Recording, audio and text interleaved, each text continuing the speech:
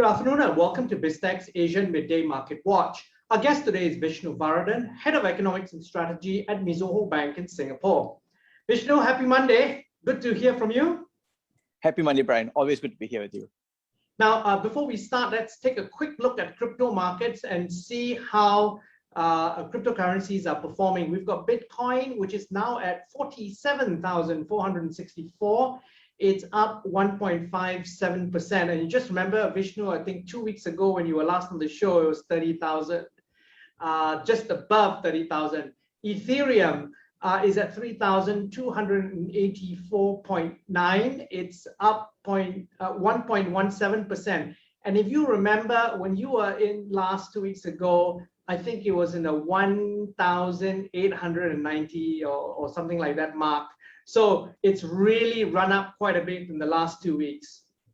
Now, moving on to regional markets, we're going to start with the Nikkei. The Nikkei is at 27,502.43. It's down it's down 1.7%. At one point, it was nearly 2%.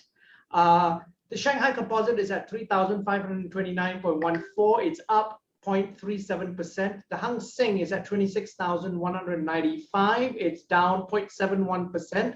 The ASX 200 is at 7,612.50. It's down 0.21%. The Kospi is down 1.16% at 3,171.29. And closer to home, we've got Bursa Malaysia, which is down 0.56% at 1,496.66. And rounding off the numbers, we've got the SGX Straits Times Index, which is at 3,154.49, down 0.35%. So Vishnu, what's the reason for this negativity surrounding markets this morning? Well, I think we can all take our pick. We've got a lot to choose from. It started off with Friday, and we saw US consumer sentiments plummeting quite unexpectedly. So I think that's been now reasonably but somewhat belatedly married to COVID Delta risks. And so markets are, of course, fretting that. We saw yields go down. We saw the dollar falling as well. And some of that has spilled over, but we also have had more real-time reasons for a bit of a pullback in sentiments. And one of the key ones has been China data that have, in the headlines, still look good enough. They are resilient, but the slowdown and the deceleration is sharper than markets had already priced in. So the deceleration is anticipated, but became deeper than that. It certainly doesn't help that China is also on a regulatory crackdown, a lack of clarity on policy, despite some liquidity easing, because markets are not fully assuaged that certain aspects of tightening remain in place. So given all these factors and the ability to identify with ongoing COVID Delta risks in Asia, probably has given cause for pause in markets, take a bit of profits and think about what the trajectory is going to be looking ahead. Okay, and so just for the benefit of our audience, the China data that Vishnu is referring to was out this morning. We had retail sales that rose 8.5% in July. From a year ago, it was lower than the 11.5 forecast. On top of that, the unemployment rate in cities was 5.1% last month. But however, so this is the really interesting thing that shocked me, 16 to 24-year-olds, the rate was 16.2%. So despite all the rosy picture that we had of China 3 months ago, things are really not that rosy after all. Yeah, I mean, so the thing that comes across is, if we take a step back, we saw that, and as you rightly pointed out, retail sales hasn't been very strong, suggesting that households are not consuming at a pace that was hoped for. And you also saw investments being weak. So the year-to-date investment numbers, whether you look at it in aggregate or at the property sector, have also cooled, suggesting that some of the credit withholding measures and the property tightening measures are also taking effect. And if you pair that with the inability to get a sense of the regulatory tightening, the fact that maybe US may be clamping down a little bit more, and that means that a lot of manufacturers and businesses have got less clarity and confidence about their order books, which means that even if they ramp up production, they are not ramping up capacity or hiring in as aggressive a manner. So that's the disconnect between some of the strong data, not today, but in the recent As months you always that we've say, backward-looking data only. Yes, absolutely. It's all rear view mirror gazing. So the Yes. romanticizing in the rear view mirror doesn't reflect the risks in your your windscreen ahead. But also the increased risk ahead is as you mentioned, Delta variant, and it's affected China. They've actually shut down a port. So essentially what's going to happen is that's going to have ripple effects across global supply chains. Now, how do you think, Vishnu, that impact is going to play out within an ASEAN context? Is that the reason also why then economists are taking a more pessimistic view towards ASEAN, given ASEAN's own problems at the moment? Absolutely. I think you hit the nail on the head. We've watched part of this movie before. We had China's Q1 lockdown, which had supply chain ripple effects for a bit longer in 2020 when COVID first made its debut in China and the lockdown was implemented.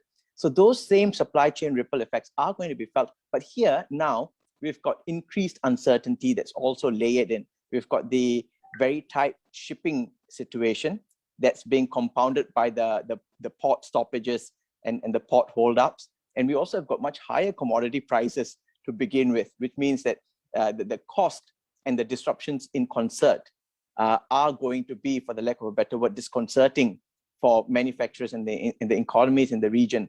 And I think the one other factor that's being being imputed right now is a lack of clarity on exactly what the mismatch would be between these China risks and how US plays out and how US policymakers react to that. I mean, yes, confidence data did come in short, but I don't think that means it's a complete capitulation of the Fed away from taper. So if you have coincident taper risks along with China's slowdown risks, that would be the kind of mix that Asian markets would certainly not like at all.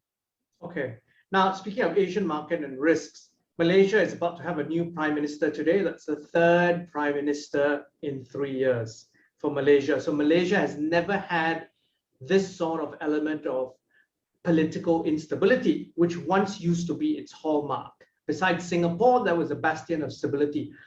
How is this impacting fund managers and global investors' views of Malaysia? Are they reducing their asset allocation for Malaysia because of this, and have they been doing so? So my suspicion is that it's going to be hard to get a picture of that. And here's why. There's going to be some differences in how strategically they would view it versus their technical positioning in it. And my sense is that the technical positioning would be a lot harsher in the very near term, as long as there's uncertainty, a lack of clarity on who or which coalition is going to inherit this.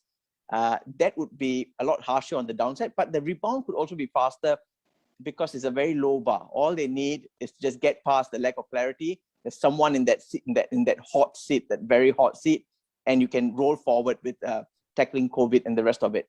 Whereas strategically, there could be bigger questions about the inherent stability or whatever coalition is formed and what that means going forward for politics in Malaysia. That aspect of it would be tempered against the inherent advantages that Malaysia has. Is very well positioned to pick up some of the supply chain fallout in China and the electronic segment and recovering oil prices. These things are all good. So there's this certain conflicting elements that will come into play. I think overall portfolio managers and hedge funds would remain quite positive on Malaysia, but the very near-term political instability risk and any spillover into credit ratings is something that they cannot ignore. Especially if their view is going from A-rated to B-rated. Now, final question. We've got quite a few numbers and key events this week. Could you highlight which ones are you looking out for? Well, I think we start off a little bit small. We already saw Japan's GDP numbers coming out surprising to the upside. But really, again, I allude very succinctly to rear view mirrors and not making too much of that. And then that's going to be another iteration of that in terms of Eurozone data.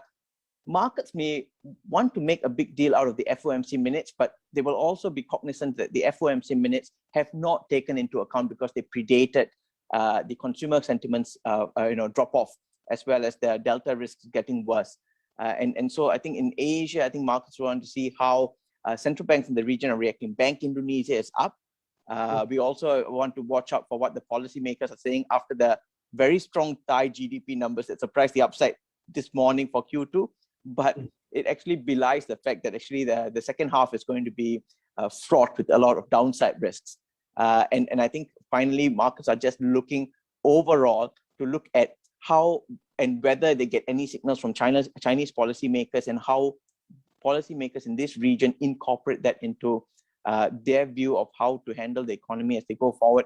But I think at this point, and as of this week, nothing decisive is to be expected. We are, in the baton pass over between Q2 and Q3. Now, Vishnu, thank you very much for your insights. My pleasure, Brian. Now, we've been speaking to Vishnu Varathan, Head of Economics and Strategy at Mizuho Bank on BizTech's Asian Midday Market Watch. I'm Brian Fernandez. Please check out our various platforms and like and subscribe to them. And also check out our website, www.biztech.asia. Thank you very much for tuning in.